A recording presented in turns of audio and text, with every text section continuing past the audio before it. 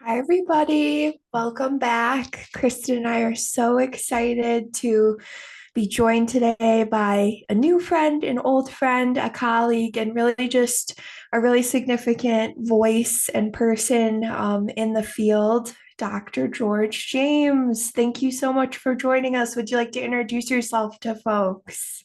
Well, thanks for having me on. I'm so glad to be here. I feel like this is the K and K show, and I'm excited to share. I'll just share a little bit. I figured we'll get into more of it. My name is Dr. George James. I'm a licensed marriage and family therapist, executive coach, speaker, consultant, and a father of two, Nalani and Alex. Married to my wonderful, amazing wife, Candace, and I've been fortunate enough to just help people in their life journey, balancing business and love. Oh, that's so beautiful. Like you find that as we continue to go on this journey of like supporting people and helping people and like just like guiding people, I don't know about you, but I found myself like looking at myself and being like, how is it possible that I made it this far? Like it Yeah. just seems like, If they only knew. yeah, if they only knew, like, would you have ever thought that you would be here? That's a interesting question. I think there's a yes and a no. There's a yes because of always just the good people I've had around me, parents in particular, good friends, people that have like believed in me, and still to this day, people who see beyond myself. Like I can maybe see myself in the next 5 minutes, but they see me for the next 5 years, and that has helped me to believe of where I am now, and I think of where I've yet to enter. But then there's the no part of the like, I don't know. I don't know how I got here or what's gonna happen or why did this happen or these events. Like I would have scripted it this way and it would have been a disaster, but I thought it would have been better that way. But the story ended up being this way and it actually was the better way. And so I don't think I would have been able to imagine it playing out this way. I feel similarly. I'm about to graduate. I'm a social worker, and I always like to ask when we have folks like in the field, whether they're a therapist, whatever their title is, like when you think back to 10-year-old George, what do you think he would agree and like imagine himself as a therapist and with all of these degrees and as a coach and doing all these things? No, no, not at all. But I think 10-year-old me would have believed that I would be helping people. I think 10-year-old me probably had the desire to be a medical doctor. We had a family friend who was a medical doctor, and I think I was inspired. Although I was probably 5 or 6. I mean, we're inspired by lots of things. I could have said I want to like fly a kite at that point. But I think like that's where the thought of helping people, being a therapist wasn't even on my radar until probably sophomore year of college and didn't really come into reality until probably my first week at grad school. Wow, that's it's kind of wild how like when we put one foot in front of the other, we just put ourselves in position. And sometimes like we don't know what that position really looks like. It's like, okay, like I am going to try to live through faith rather than live in fear because I don't know about you, but I think like in every human being, there's always that voice that tells you, I'm not going to be able to do this or I'm not going to be able to hack it. Like there's no way that I'm going to be able to speak in front of people, or there's no way that I'm going to be able to reach this person. One of those experiences for me was when the first time that I spoke at a women's prison. And I was like, there's no way. Like, I've never been incarcerated. Probably the biggest crime that I ever committed was like doing drugs, right? Which like is not a secret. And I remember like speaking at this prison and this woman like came up to me and she like gave me a hug and she was like, you inspired me to like, Wow. really work on like my trauma and I want to speak to my daughter again. And, like they just introduced I think they had just introduced like giving EMDR to the inmates, which was, like your face says it all. It's like beyond me that like they were able to provide that. And It was just a really cool thing to be able to see that like no matter who it is, we can like create like a positive impact. Yeah, I mean, I that is so powerful. Yeah, my face really kind of lit up the thought of like recognizing how many people who are incarcerated are also experiencing so much significant trauma. And, I do think that there's a way that we can help people be better. But a lot of folks who are incarcerated have gone through or experiencing things that the thing they did or the thing that got them there is most likely some reaction to something else. And most of us probably would have been incarcerated too if it wasn't for they just didn't catch us or we had resources to get us out of it or other things. And so the thought of EMDR in that setting and helping people, I think just to me makes a lot of sense. And so that's really amazing. And I've also had those moments. The thought of like, yeah, and it's really interesting. Like as my world continues to expand, I still have those moments. The moments of like, oh, can I really be of impact and influence in this setting? And thankfully, I can remind myself that I did it in the other setting last week or yesterday or the week, 2 weeks before that. But I think there to your point that there has been many moments for me of just taking the leap, taking steps of faith, taking the steps of the faith of people who believe in me and believing that I have something to offer. And I think what I've had to really also remind myself is that even when it looks different than others, and then maybe even more so because it looks different than how others do and say it. I think that just like organically leads to like imposter syndrome. Like that's what's popping up in my head as you all are speaking. I know Kristen and I speak about it a lot, maybe almost every week on this podcast, and just something we're encountering as young professionals when we go into a middle school or a high school, how we're treated by administrators and the space we take up. And I know I'm struggling significantly with it as I go out into the world. And what would you like? What's a piece of advice you would give to a young person who might be listening, who is ready to take that leap and maybe go to graduate school or become a speaker or a coach or a consultant, and they're just really grappling with that right now? The thoughts are real and the anxiety that comes up with it is real. But what I would encourage people is just as much as possible not to listen to it. I'm really big on stories and narratives, and the narratives and stories that we tell ourselves and that we believe that sometimes are just false. That we it's so easy for us to believe negative or deficit framed narratives about ourselves, the things that we think we can't do or won't be able to do, or that other people could do better. And and sometimes we're just skewed, like the way that we're seeing ourselves is skewed. And I think about myself, the thought of like, oh, I don't know if I could do that. I remember, I think there was a point where I've been fortunate in my career to have lots of opportunities on TV. And I remember saying to myself one time like, oh, I can't wait till I get the opportunity to be on TV. And then I really had to like review and like, dude, you've been on TV. What do you mean you can't wait? You've been doing this. And then it was really like, I think I had to like, for whatever reason, I had to like put the years together. And it was like for 17 years of the 17 and a half years I've been working in the field, I've been on TV. So basically from the very beginning, I've been on TV. And it just kind of brought it to perspective of that whatever story I was telling myself was really false. And I think that's probably what I would tell lots of people is that be really, really careful of the story you're telling yourself, because if you're saying you can't do it, I can almost guarantee at some place in your life you probably did. And there's some part of your life that you can use that experience for this. And if you really haven't done it before, you probably did it in a presentation, you probably did it with your family, you probably did it someplace else. So the ability is there. And if you can tell yourself that you are able to do it, you can maybe create a new story and a new narrative.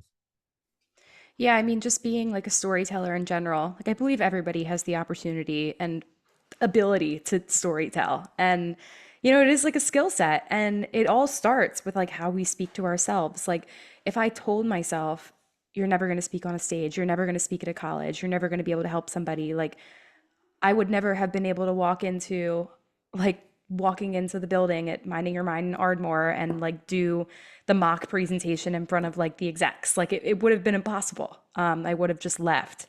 And I know that like unlearning that negative self-talk can be so challenging, because it becomes so normal to us to speak so poorly about ourselves, at least for some people, especially if like our parents spoke to us that way, or we had significant others that spoke to us that way. And then when we encounter somebody that is speaking so highly of themselves in a non-egotistical and really humble way, it can be really alarming and then hopefully inspiring, right? So like somebody like you who's like out in the world and like you have this aura where it's like, I think highly of myself, but I'm not like an egomaniac, right? It's like really cool to see that. And then in a sense, like it's just like the vibe that becomes like a role model. And you are a role model to many people. Being a marriage and family counselor, however, I would assume has its challenges, right? Like working with multiple people. I can't imagine just having one client, let alone two or three or six. So like how do you navigate that, not just in your professional setting, but like, do you bring it home? What does that look like for you? How do you like set those healthy boundaries? Yeah, so it, like most things, it does have its, pros and cons. And being a therapist and someone who's really focused on working with individuals, couples, and families or family related things, uh, the reason why I wanted to do it was because I wanted to work with people who are dealing with everyday life situations and struggles. And to me, that's just like what happens when, how do we balance work and a family, or how do we navigate relationships, or how do we communicate better with our spouse or partner? How do we parent? These are all things I was really interested in that really got me to doing the work. But with it, I've also seen some really tough things, or people experience just pain and hurt, emotional pain, betrayal, or just not being able to connect with someone, or maybe coming to the reality that this needs to end. And even when it's for the best, breakups are tough, and they can be overwhelming. So, I've seen that. And in terms of like, do I take it home? I've been fortunate somehow. I've it's not like a switch like I flip. I think maybe it's because I've been so involved in like lots of things. I just moved to the next thing I have to do. So it's more so of like, oh, I have another meeting. I have another thing I'm working on that has allowed me kind of to move on to the next thing. But I've been very grateful for, my wife, life partner, who has been someone I've always been able to have conversations with. Part of our relationship is built on a strong friendship, and I think that that means the world to me. And I think there are ways that I've been able to talk about tough times or tough days, or working with clients, or seeing back-to-back clients, or back-to-back intense situations, and being able to say, yeah, that was tough, or this was a tough day, or I don't know if I made any impact, or I think they need a new therapist, right? Like those moments of being able to share that. I think the ways that I have taken it home, that sometimes, for the most part, has been good, is that it makes me think about, one, how fortunate and how grateful I am for my family or for my wife, how blessed that I am. And it also kind of sometimes brings up conversations. And so I might say, hey, am I doing this? Or is this happening for us? Or how do I want to be as a parent? Am I being engaged in my kid's life the way that I want to be, from some of these things? Now, I'm not perfect and I never will be, but it does inform some of the things that I do at home. And so I think those are the ways that I bring it home.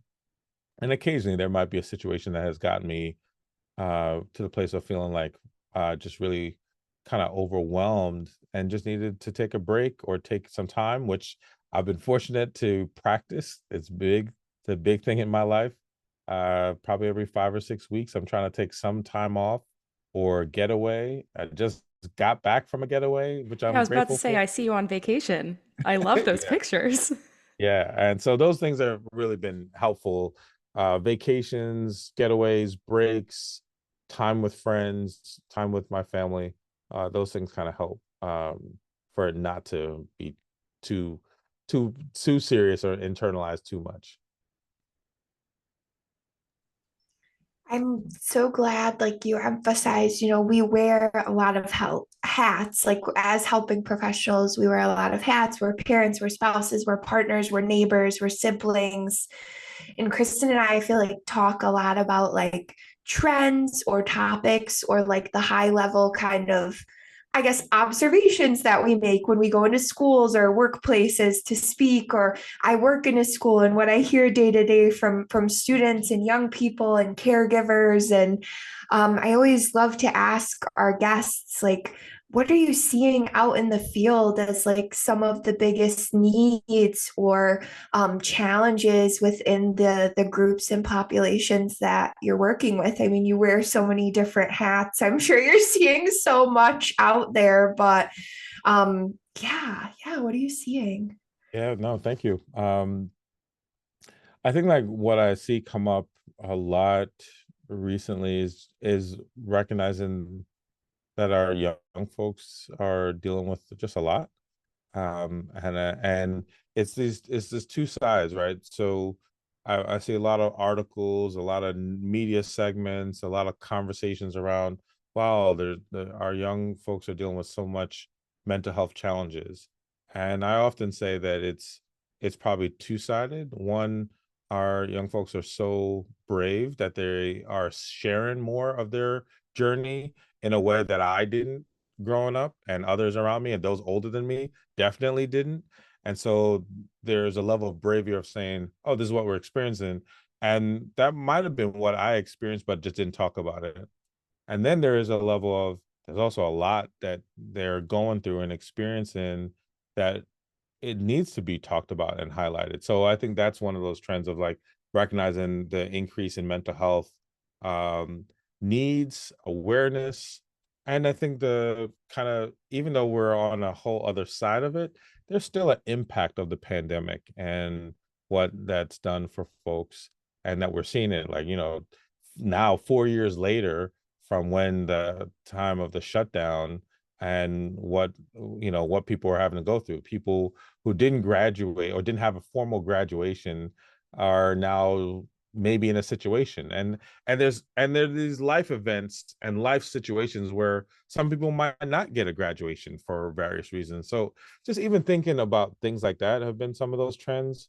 I've been also fortunate to work with a lot of leaders, and just seeing how alone and isolated that they can be, that sometimes we look at people who are CEOs or athletes or entertainers, and we see that they do well, or they make a lot of money, or they're in the limelight. But sometimes the real story is that they also feel lonely or alone, or that they don't have people they can talk to and interact with. So I really valued being able to be in those spaces and to support people, to let them know that they have someone that they can communicate and talk to, because they can't talk to their teammate or their boss or their people that report to them or their spouse, and needing someone to kind of bounce some ideas off of. I would imagine that being,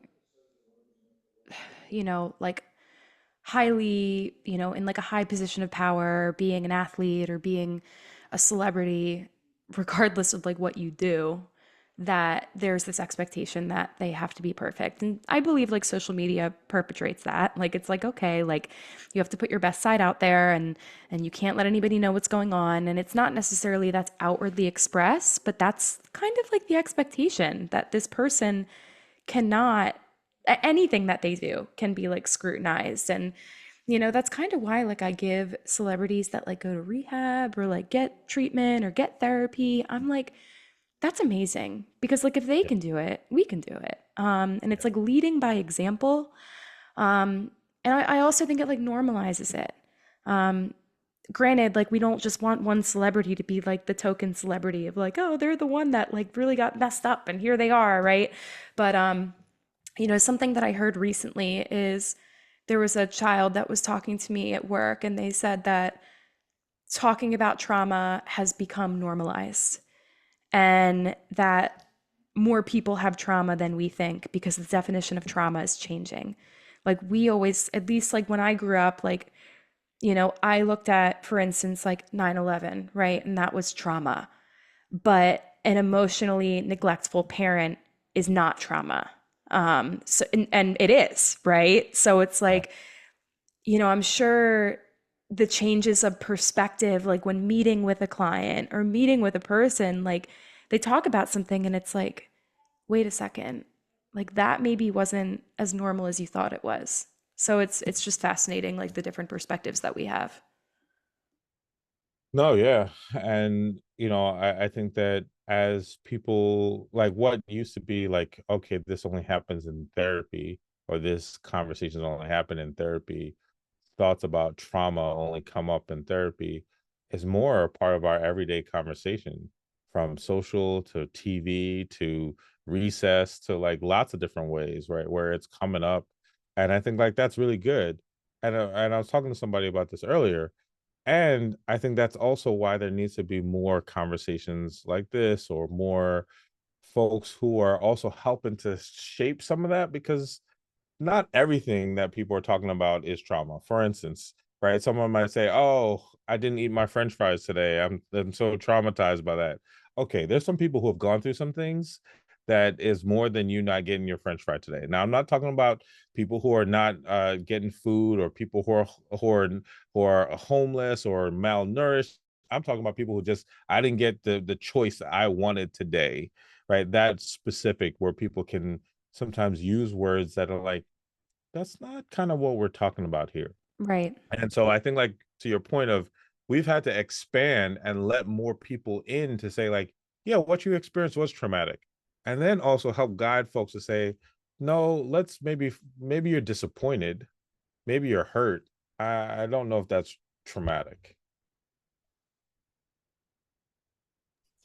I would agree. I think I just got out of a graduate program where they're really like framing, selling, pushing. We are a trauma informed, human rights informed program. Great. Like, I definitely learned all of the things and the principles.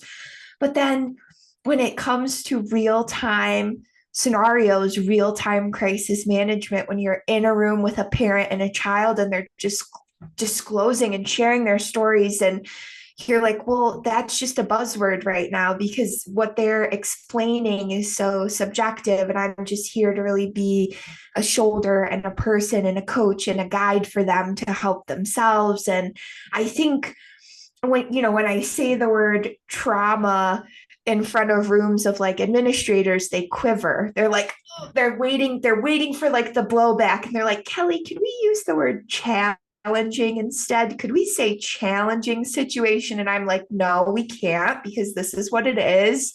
But we can give the young people, the decision to use whatever word. But I just feel like there's, at least, you both live in a major metropolitan area. I live in rural upstate New York. I'm not in Philadelphia, although I will be in 2 weeks. And there's just such hesitation around wanting to have conversations like this, let alone wanting to say the word like mental illness, mental health in general.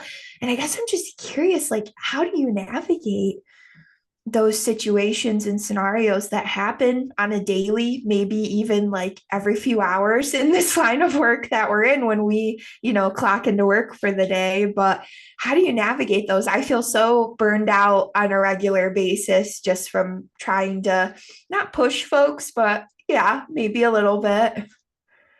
Yeah, I think there's a few aspects to that. So one, for me, my journey has also been, and I'm going to use this word, this might not be the word for everybody, recognizing my purpose and what is really a strong part of my work.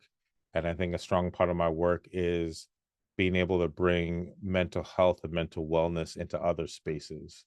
right? And so that might mean, well, how do we talk about mental health and mental wealth and mental wellness with athletes or in businesses or in entertainment or with folks of color or with like all these different spaces? And I think that's been part of what I've been able to do. I've been a Black man in the world of therapy for over 20 plus years, and there's still a small number of Black men who are therapists. And when I started, it was even smaller.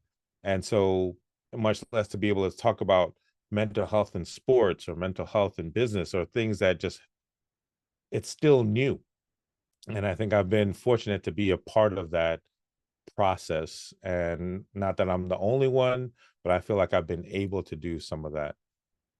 On the other side, yeah, there's plenty of times of feeling like, do I really have enough in the tank for this? Or do I really want to deal with pushback? Or how do I really want to language this? Or whew, I know this client's going to be a tough one. I just like and sometimes that's what the work is. Sometimes you got to roll up your sleeve and like, okay, that's why they're coming or doing the work, is because they need someone, and that someone needs to be me, and it's going to be tough and challenging, but that's part of the work.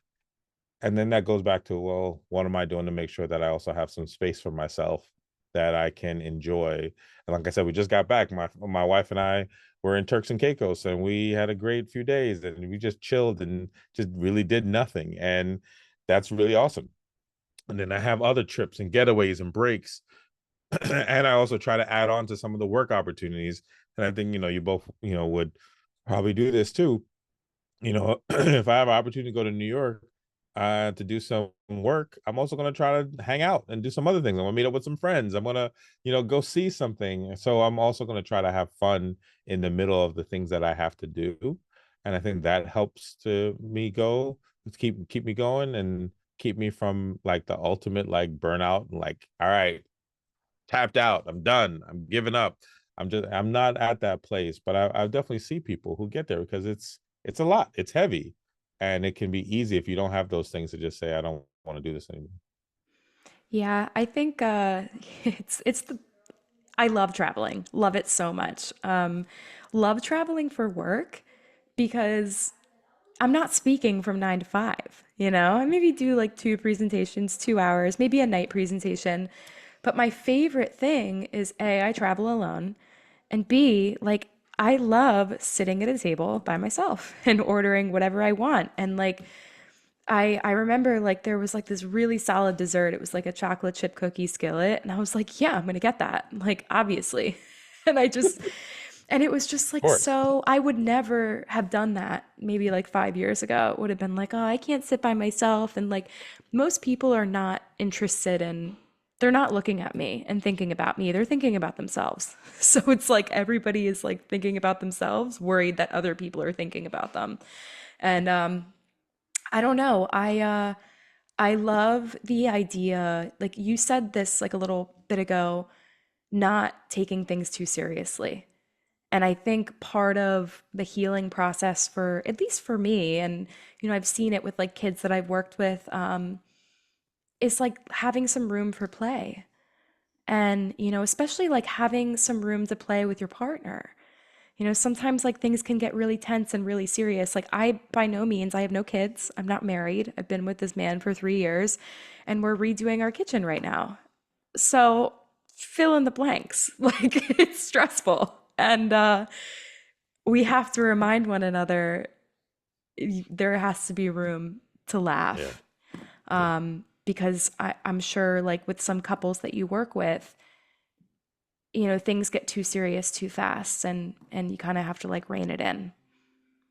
No, I think like there are things in life that are serious that we need to be serious about, and we need to pay attention to it, and we need to think about how do we feel, or what does this mean, or how we're gonna make choices or decisions, anywhere from, do we want to get married, do we want to have children, do we want to like these serious conversations, to even what do we believe, like especially in this kind of landscape that we're in, and like not just in the US. I think someone shared with me, like globally there's multiple countries that are having elections this year.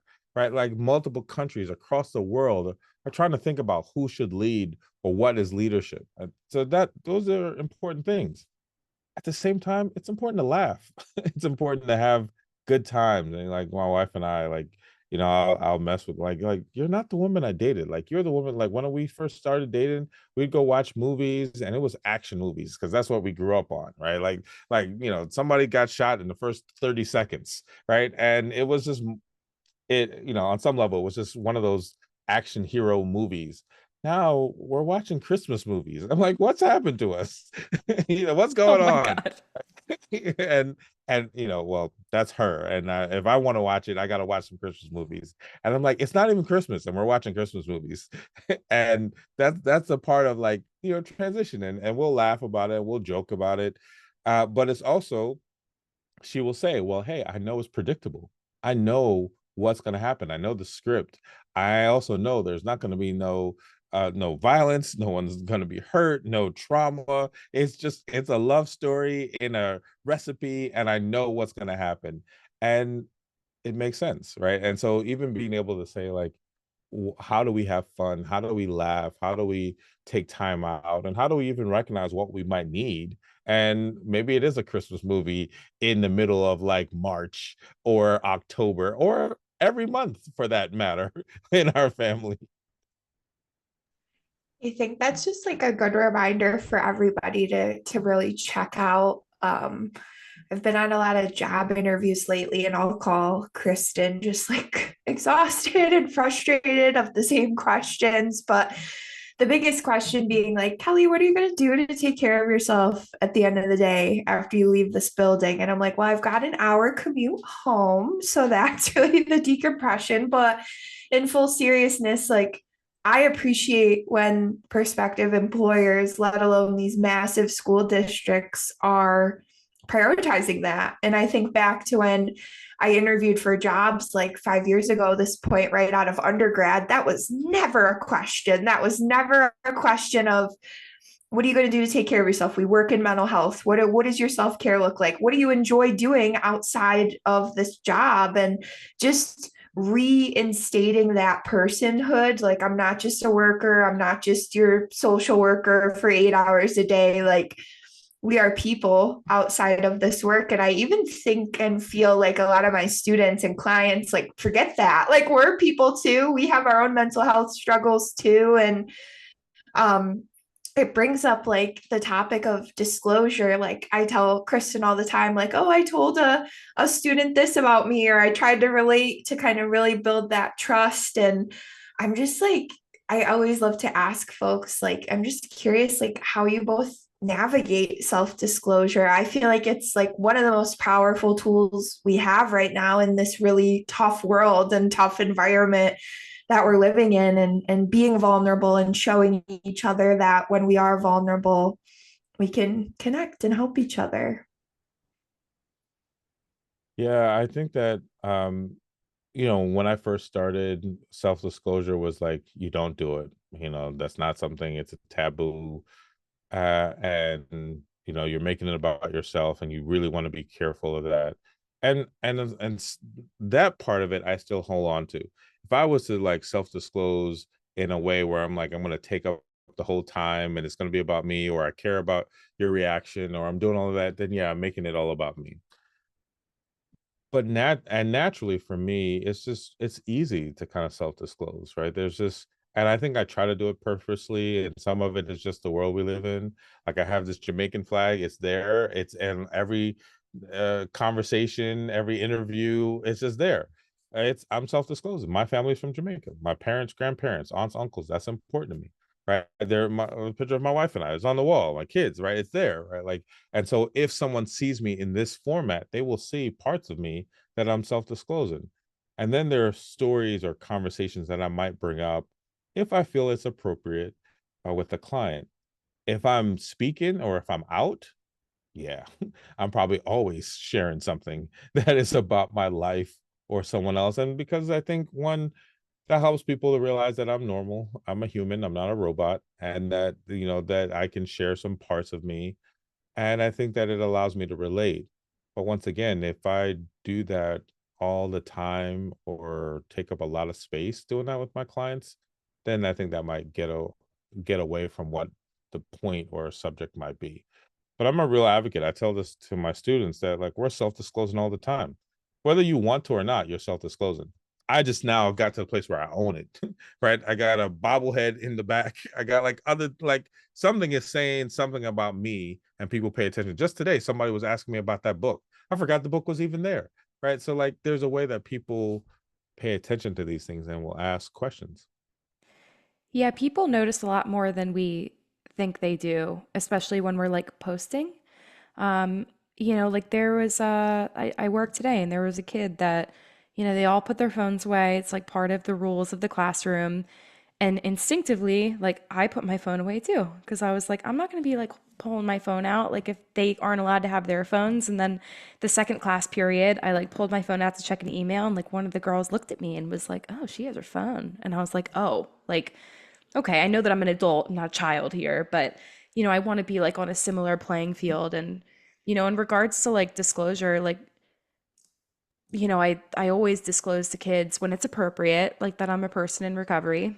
Um, and but like when it comes to like personal traumas or things that I've been through, like I really don't talk a lot about that other unless I'm on a stage, right? 'Cause that's my job. But I work at an all boys military academy part time, and I try to really make it about them because I think like a lot of those cadets, they look at me and they want me to do the talking so they don't have to talk. And I want to really give them an opportunity where whatever they have to say, no matter how much or how little, their voice is important in my office. And that like sitting in that uncomfortable silence is sometimes worth it. Because, I hate the uncomfortable silence, but we'll sit here and just look at each other for 5 minutes and then maybe you'll say something else, or maybe I'll practice my MI training and like try to, get you going. But so like I just kind of want to like switch gears before we sort of close out here. Your wife is amazing. Like we were like Googling her and like finding out that she's incredible too.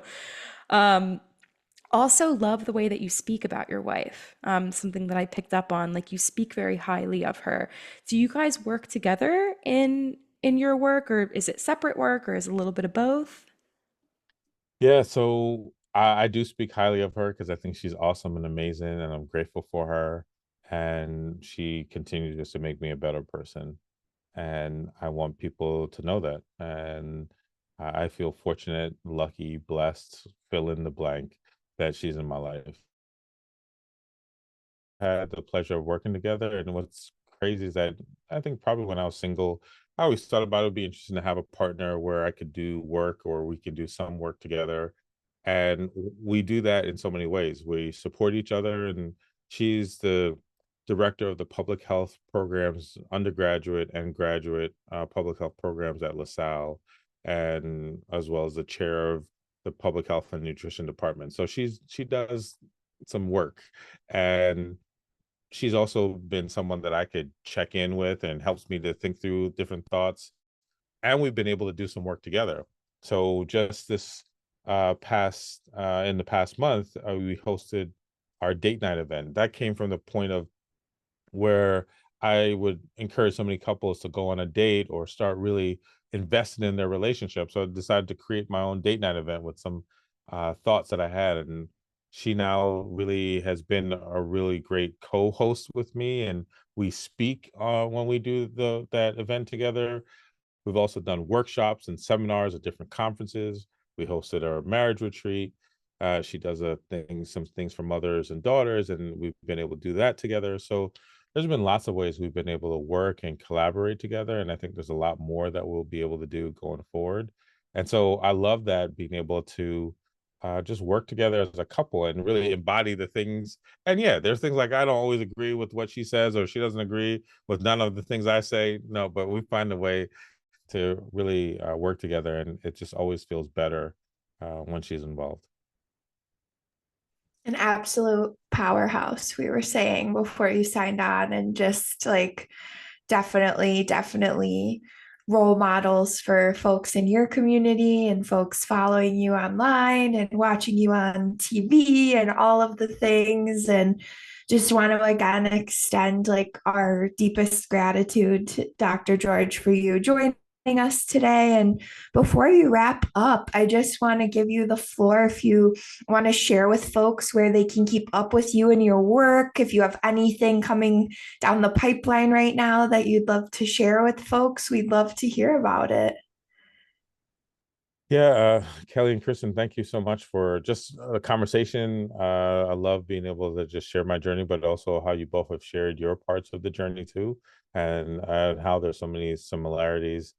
I've been really grateful for what I've been able to do, and the years of doing direct service mental health has opened up more opportunities in the past few years to do executive coaching, and I'm just grateful to support people in that way. So that's one way that I love helping people. I'm also able, I've also been able to do some media consulting, which is just helping media companies think through some of the things they think and say, especially from a relational psychological perspective, and that's I enjoy that, as well as being a speaker. So these are some areas that I really enjoy doing and would love to continue to show up in that way if people so wanted.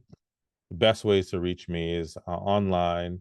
My website is georgetalks.com, and also through social and Instagram, it's at George Talks. Same thing for X, same thing for LinkedIn, or you search Dr. George James. I think most likely if you put that in Dr. George James, you'll find me. If you still don't, maybe put Dr. George James and therapist, and you'll definitely find me. So I'm grateful for the time and the conversation.